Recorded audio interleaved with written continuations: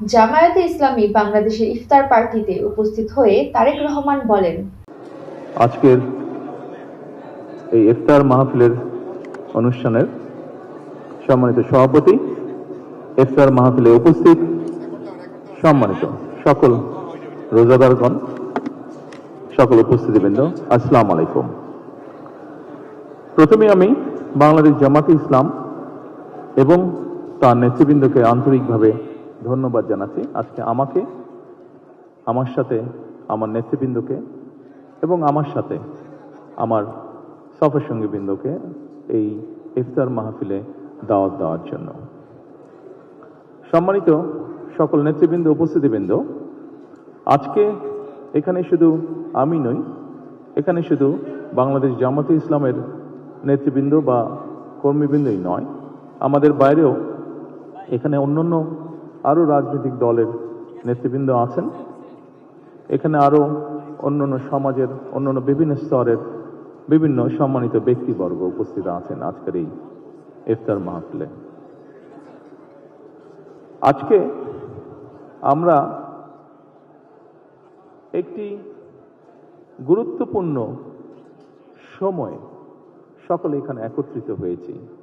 দেশের একটি গুরুত্বপূর্ণ সময়। কিছুদিন আগে দেশে নির্বাচন হয়েছে। এই নির্বাচনের মাধ্যমে গণতন্ত্রের যাত্রা শুরু হয়েছে।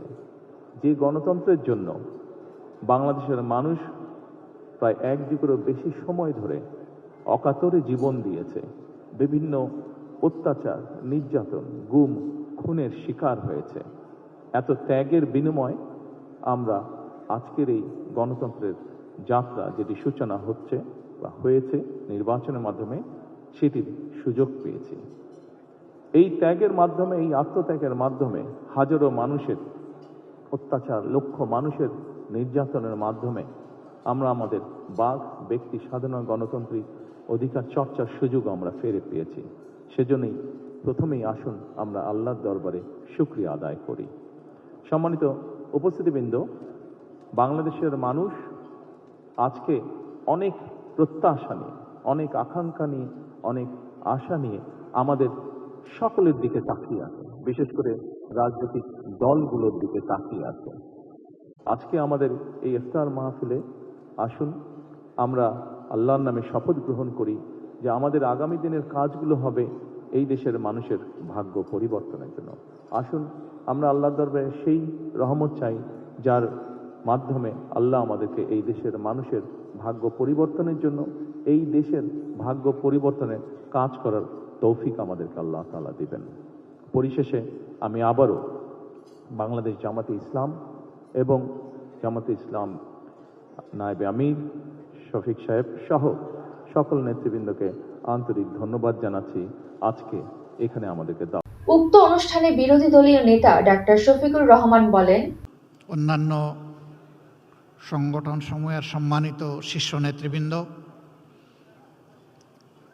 আজকের এই আয়োজনে আমাদের সাথে সামিল হয়েছেন সমাজের বিভিন্ন শ্রেণী পেশার শীর্ষস্থানীয় সম্মানিত নেতৃবৃন্দ এবং ব্যক্তিবর্গ, সাংবাদিক বন্ধুগণ, সুধীমণ্ডলী।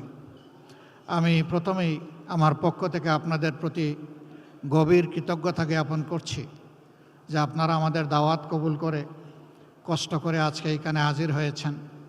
আল্লাহ তাআলা আপনাদের এই কষ্টের উত্তম জাযা আপনাদের সকলকে দান করুন। আজকের এই দিনটা আমাদের কাছে দুইটি দিক থেকে অত্যন্ত তাৎপর্যপূর্ণ। দীর্ঘ ফ্যাসিবাদী শাসনের পর 24 জুলাই যে গণবিপ্লব বাংলাদেশে সংগঠিত হয়েছিল, আমাদের তরুণ যুব সমাজের নেতৃত্বে, যাতে আমরা সকলেই দলমত নির্বিশেষে সামিল হয়েছিলাম, সেই দীর্ঘ প্রতীক্ষার পর এ মাসের 12 তারিখ নির্বাচন অনুষ্ঠিত হয়েছে। এ নির্বাচনের হাত ধরে ইতিমধ্যেই সংসদ গঠিত হয়েছে, সরকার গঠিত হয়েছে। এই সরকার এবং সংসদের কাছে জনগণের বিপুল প্রত্যাশা। আমার মনে হচ্ছে যে গত 18-19 বছর এমন একটি দিনের অপেক্ষায় সকলে ছিলেন। এরই প্রেক্ষাপটে আজকের এই ইফতার মাহফিল আমাদের কাছে ভিন্ন বার্তা এবং আবেদন নিয়ে হাজির হয়েছে। দ্বিতীয় আরেকটি কারণে এই দিনটি আমাদের কাছে অত্যন্ত গুরুত্বপূর্ণ। শুধু এদেশের মানুষ নয়, বিশ্বের কোটি কোটি মানুষের একজন নন্দিত ভালোবাসার মানুষ ছিলেন, কোরআনের ভাষ্যকার ছিলেন, বিশ্বনন্দিত মুফাসসিরে কোরআন ছিলেন আল্লামা দিলাওয়ার হোসেন সাঈদী। 2013 সালের এই দিনটি এই জাতির জন্য আমি মনে করি একটি কালো দিন ছিল। এই ধরনের কোরআনের একজন সেবককে, ভাষ্যকারকে সেদিন একটি পারভার্টেড কোর্ট তাকে মৃত্যুদণ্ডে দণ্ডিত করেছিল। তার প্রতিবাদে শুধু আমাদের দলীয় কর্মীরা নয়, সারা দেশের মানুষ বিক্ষোভে ফেটে পড়েছিল। মানুষের এই স্বতঃস্ফূর্ত প্রতিবাদকে দমন করার জন্য সরকার অস্ত্রের ভাষা খুঁজে নিয়েছিল এবং একদিনেই 70 জন মানুষকে খুন করেছিল। এরপরে এক সপ্তাহের ভিতরে সর্বমোট 164 জনকে খুন করা হয়েছিল। আমি জানি না বিশ্বের ইতিহাসে দ্বিতীয় এমন কোনো নজির আছে কিনা। আজকের এই দিনে আমি গভীর শ্রদ্ধার সাথে সেই মহান ব্যক্তিত্বকে স্মরণ করছি।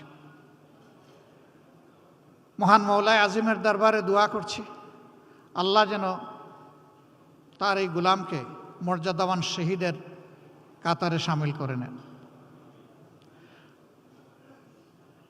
আমাদের দুঃখ এখানে থেমে যায়নি। এ মানুষগুলোকে খুন করা হলো, তারপরে তাদের আপনজনের বিরুদ্ধেই আবার হত্যা মামলা টুকে দেওয়া হলো। সেই মামলায় অভিযুক্ত লোকেরা বিভিন্নভাবে নাজেহাল হয়েছেন, আবার অনেকের জীবন আদালতের আঙ্গিনা দেখার আগেই শেষ হয়ে গেছে, তাদের জীবন প্রদীপ নিভে গেছে। হাজার হাজার মানুষকে সেদিন গুলি করে আহত এবং পঙ্গু করা হয়েছে। সেই ক্ষত আমাদের মন থেকে খুব সহজে মুছে যাবার নয়। আল্লামা দিলওয়ার হোসেন সাঈদীর মতো করেই আরও বাকি সকলকেই দুইজন সাবেক আমির জনাব অধ্যাপক গোলাম আজম, হযরত মাওলানা মতিউর রহমান নিজামী, আমাদের সাবেক সেক্রেটারি জেনারেল আলী আহসান মোহাম্মদ মুজাহিদ, নির্বাহী পরিষদের সদস্য এবং অ্যাসিস্ট্যান্ট সেক্রেটারি জেনারেল জনাব কামারুজ্জামান, আব্দুল কাদের মোল্লা, মীর কাশেম আলী, একে একে তাদেরকে দুনিয়া থেকে বিদায় করা হয়েছে। আপনারা জানেন তার সংখ্যা 11। আমরা মহান রবের দরবারে দোয়া করি আল্লাহ তাআলা তাদের সকলকে মর্যাদাবান শহীদ হিসাবে কবুল করুন। আমরা কৃতজ্ঞ সেদিনকার বিরোধী দলীয় নেত্রী, তিনি বিদেশ সফরে ছিলেন। সিঙ্গাপুর থেকে ফিরে এসে তিনি এই অন্যায়ের, হত্যাকাণ্ডের প্রতিবাদ করেছিলেন। আমরা তখন জেলে ছিলাম, আমরা জেল থেকে তা শুনেছি, দেখেছি। তিনি এটাকে গণহত্যা বলে আখ্যায়িত করেছিলেন এবং ফ্যাসিবাদের বিরুদ্ধে মুক্তিকামী মানুষের লড়াই বলে ওইটাকে তিনি অভিনন্দিত করেছিলেন। এই প্রতিবাদের সাথে তিনি একাত্ম হয়ে সারা দেশে 15 তারিখ তিনি হরতাল ঘোষণা করেছিলেন। আমরা তার এই ভূমিকাকে চিরদিন কৃতজ্ঞতা ভরে স্মরণ করব। তিনি আজ দুনিয়ায় নেই। আল্লাহ তাআলার দরবারে দোয়া করি আল্লাহ তাআলা তার এই বান্দিকে উচ্চ মর্যাদায় একজন জান্নাতি মেহমান হিসাবে রাখুন।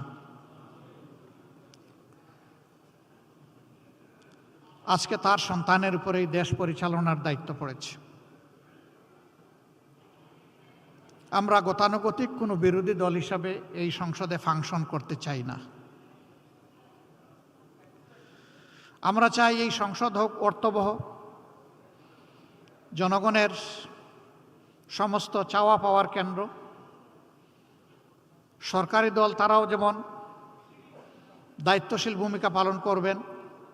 আমরাও বিরোধী দলের অবস্থান থেকে দায়িত্বশীল গঠনমূলক ভূমিকা পালন করতে চাই। অতীতে আমরা বিরোধী দল দেখেছি, নির্বাচন যেমন আমিডামি ছিল, সরকারিও বিরোধী দলও তেমনি আমিডামি ছিল। এই ধরনের কোনো বিরোধী দল কোনো দেশের জন্য ভালো কোনো বার্তা বয়ে আনতে পারে না। সরকারের গৃহীত সকল সঙ্গত পদক্ষেপে আমাদের পূর্ণ সমর্থনও থাকবে, সহযোগিতাও থাকবে। কিন্তু আমাদের বিবেচনায় আমরা যদি দেখি যে সরকার কোনো অসঙ্গত সিদ্ধান্ত কিংবা পদক্ষেপ নিয়েছেন, আমরা প্রথমে দৃষ্টি আকর্ষণ করে সহযোগিতা করব। সরকার আমাদের পরামর্শগুলো গ্রহণ করলে আমরা কৃতজ্ঞ হব, জাতি উপকৃত হবে। সরকার আমাদের পরামর্শ গ্রহণ না করলে বিরোধী দলের যে ভূমিকা সেইটাই আমরা পালন করব। আমরা জাতির অধিকারের পক্ষে দাঁড়াবো এবং জাতিকেও আমাদের সাথে সামিল থাকতে বলবো। তবে আমরা এই সদিচ্ছাই রাখতে চাই, এই ধারণাই পোষণ করতে চাই যে এই সরকার সংসদকে আগামীতে এগিয়ে যাওয়ার বাহনে পরিণত করবে। কোনো বাহন কখনো এক চাকায় চলে না, দুটো চাকা মিনিমাম লাগবে। সরকারি দল যদি সামনের চাকা হয়, তাহলে বিরোধী দল হবে পিছনের চাকা। একটাকে বাদ দিয়ে যানবাহন কোনো অবস্থায় আরেকটা একা চলতে পারবে না। আমরা সেই পথ চলায় সমন্বয় চাই এবং পারস্পরিক সম্মানের জায়গাটা চাই। আমরা আমাদের মহান জাতীয় সংসদের একটা সেকেন্ড নষ্ট হোক এইভাবে এটার আমরা প্রত্যাশা করি না যে জাতীয় সংসদ হবে কারো চরিত্র হননের কেন্দ্রবিন্দু। বরঞ্চ জাতীয় সংসদ হবে দেশের সমস্যার সমাধানের কেন্দ্রবিন্দু। যে সমস্ত ব্ল্যাক ল এখনো আমাদের সংবিধানে রয়ে গেছে, আমরা সম্মিলিতভাবে সেগুলা দূর করার প্রয়াস চালাব। আর জাতিকে একটা সুস্থ, বিকশিত, সম্মানের জাতি হিসাবে বিশ্বের দরবারে দাঁড় করানোর জন্য যে আইন সংযোজনের প্রয়োজন, আমরা প্রত্যাশা করব যে সরকারি দল এবং বিরোধী দল মিলে সেভাবেই আমরা এগিয়ে যাব। যদি এই রাজনীতিটা আমরা করতে পারি, তাহলে অতীতের রাজনীতির যে হতাশাজনক ধারা এখন পর্যন্ত জাতিকে গ্রাস করে আছে, তার করাল গ্রাস থেকে আশা করি এই জাতি মুক্তি পাবে ইনশাআল্লাহ। আমি আজকের এই মুহূর্তে বড় শ্রদ্ধার সাথে স্মরণ করছি সেই সমস্ত বীরদেরকে যারা 47, 52, 71, 90, 24 এই সময়গুলোতে শুধুই জাতির জন্য লড়াই করে জীবন দিয়ে দুনিয়া থেকে বিদায় নিয়েছেন। আল্লাহ তাদের সকলকেও মর্যাদাবান শহীদ হিসাবে কবুল করুন। বিশেষ শ্রদ্ধার সাথে স্মরণ করছি 24-এ আমরা যখন জেলে ছিলাম, বিভিন্ন দলের নেতৃবৃন্দ মাঝে মাঝে বসতাম, বিভিন্ন আলাপ আলোচনা করতাম। আমরা কল্পনা করি নাই 24 সালের 7 জানুয়ারির নির্বাচনের পর ফ্যাসিবাদ এইভাবেই বিদায় নিবে, পালিয়ে যাবে, এটা আমরা কল্পনাও করি নাই। কিন্তু এই অসাধ্যকে সাধন করেছে আমাদের শার্দুল সন্তানেরা, আমাদের সিংহ শাবকেরা, আমাদের জুলাই যোদ্ধারা। আমি তাদেরকে বিনম্র শ্রদ্ধা জানাই। যারা চলে গেছে, আল্লাহ তাদেরকে মর্যাদাবান শহীদ হিসাবে কবুল করুন। আহত পঙ্গু হয়ে যারা বেঁচে আছে, আল্লাহ তাদের বীরত্ব গাথা নিয়েই বেঁচে থাকার তৌফিক দান করুন। আমরা যেন চিরদিন তাদেরকে সম্মান এবং শ্রদ্ধার সাথে স্মরণ করতে পারি, আল্লাহ তৌফিক দান করুন। সম্মানিত সুধী মণ্ডলী, আজকের এই রমজান আমাদেরকে কি শিক্ষা দিচ্ছে? এ সিঙ্গেল লেসন আল্লাহ তাআলা আমাদের জন্য এই রমজানে পাঠিয়েছেন। মহান আল্লাহ তাআলার ভাষায়, ইয়া আইয়ুহাল্লাযীনা আমানু কুতিবা আলাইকুমুস সিয়ামু কামা কুতিবা আলাল্লাযীনা মিন ক্বাবলিকুম লাআল্লাকুম তাত্তাকুন। ও বিশ্বাসীরা, তোমাদের জন্য এই রমজান অবধারিত করা হয়েছে, উপহার দেওয়া হয়েছে। যেমনটি তোমাদের পূর্বে যারা এসেছিলেন নবী পয়গম্বর এবং তাদের সঙ্গী বিশ্বাসীদের জন্য, তেমনটি তোমাদের জন্য এটা করা হলো। আশা করা যায় তোমরা তোমাদের চিন্তায়, কথায় এবং কাজে তোমাদের প্রভু আল্লাহ তাআলাকে তোমরা ভয় করবে। এই ভয় করার নীতি তোমরা অবলম্বন করে চলবে। যাদের অন্তরে আল্লাহর ভয় থাকে, আমরা বিশ্বাস করি আল্লাহর কসম, তাদের হাতে কখনো মানুষের আমানতের খেয়ানত হতে পারে না। তারা মানুষের আমানতের ব্যাপারে বড়ই সতর্ক সজাগ থাকেন।